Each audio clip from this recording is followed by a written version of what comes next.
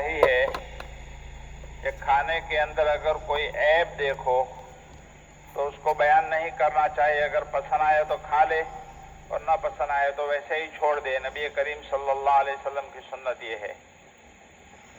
ये क्या कि मामूली नमक मिर्ची अगर कम ज्यादा हो गई तो उसके ऊपर शिकवा शिकायतें करते रहना, ये मुनासिब बात नहीं है।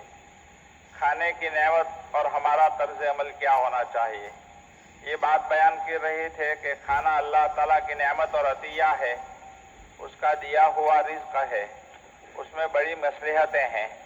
अल्लाह ताला ने जब उसको पैदा किया उस वक़्त अपनी तवज्जो उसकी तरफ मुनतिब फरमाई। उससे उसकी कदर व कीमत का अंदाज़ा लगाया जा सकता है कि हमें अगर वो चीज़ पसंद नहीं है और अच्छी नहीं लगती है तो न खाएं, कोई ज़बरदस्ती तो नहीं है। लेकिन उसकी बुराई बयान करने में अपनी ज़बान को और वक्त को लगाने की आपको किसने इजाज़त दी? बयान न बयान कीजिए, उसकी बुराई न बयान कीजिए। अल्लाह ताला मुतवज्जह होते हैं उसकी तरफ, शरीयत उसकी इजाज़त नहीं देती है।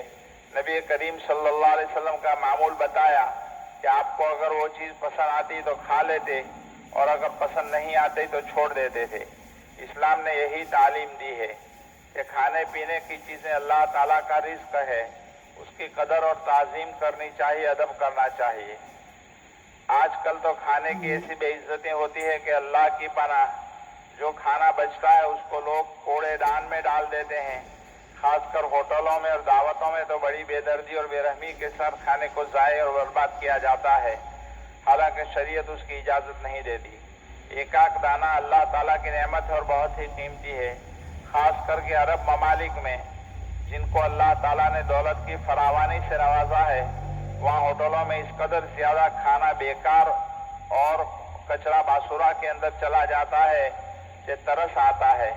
इतना ही अगर किसी गरीब के पेट में चला जाए तो कितना अच्छा हो, लेकिन न वहाँ की हुकूमत इस बात की इजाज़त देती है और न आवाम उसको पसंद करते हैं। वैसे ही होटलों में खुला छोड़ देते हैं, जो बासुरा के अंदर कचरे के अंदर डाल दिया जाता है।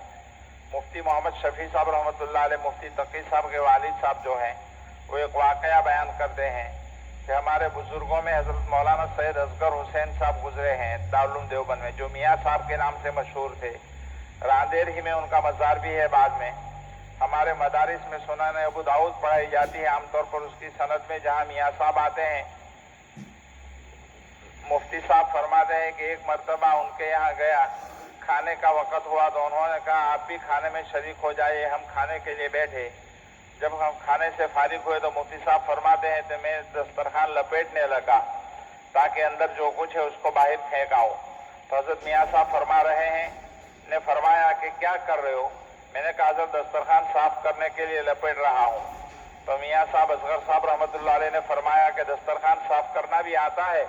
मैंने कहा हज़रत ये भी कोई इल्म और फ़न है जो सीखने की ज़रूरत हो? फरमाया कि हाँ, उसे भी सीखने की ज़रूरत है। फिर कहा लाओ मुझे दो। उन्होंने मेरे पास से वो दस्तरखान ले लिया, फिर उसको खोला और हम लोग खाते वक्त हड्डियाँ चूस कर उस पर डालते हैं, इस तरह कच्चा गोश्त निकाल कर डाल देते हैं। तो मियाँ साहब ने इस तरह का गोश्त अलग कर दिया, हड्डियाँ अलग की, रोटी के बड़े बड़े टुकड़ों को अलग किया, छोटे छोटे जर्रात को अलग किया, इस तरह कुल 4 हिस्से बनाए। फिर फरमाने लगे देखो ये जो कच्चा गोश्त है उसको मैं फला जगह पर रखूंगा, वहाँ पर बिल्ली आती है, उसको मालूम है कि मेरी ग़िज़ा वहाँ रखी हुई है, वो आकर उसको खा लेगी।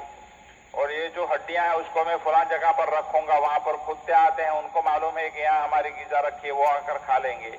और ये रोटी के बड़े बड़े टुकड़े ऊपर की दीवार पर रख दूंगा, कौवे और चीलें आकर ले लेगी।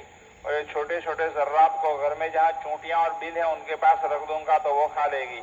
इसलिए कि सब अल्लाह ताला की तरफ से रिज़्क और रोज़ी है, उसकी नेमत है, उसको हम नहीं खाते, लेकिन अल्लाह ताला ने उसको अपनी दूसरी मखलूक के लिए रोज़ी बनाया है, तो हम इसको क्यों बर्बाद करें? तो अल्लाह वाले हमारे अकाबिरीन और बुजुर्गान दीन तो इतना एहतमाम करते थे, और हम ना मालूम कैसे कैसे बड़े बड़े टुकड़े रोटी के, पान के वगैरह के करके उठा के डाल देते हैं, किसी के काम में नहीं आती। तो इस चीज़ का ख्याल रखना चाहिए।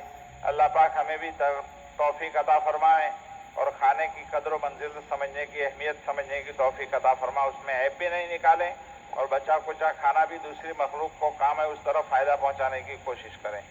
दुरूद शरीफ। سبحان اللہ.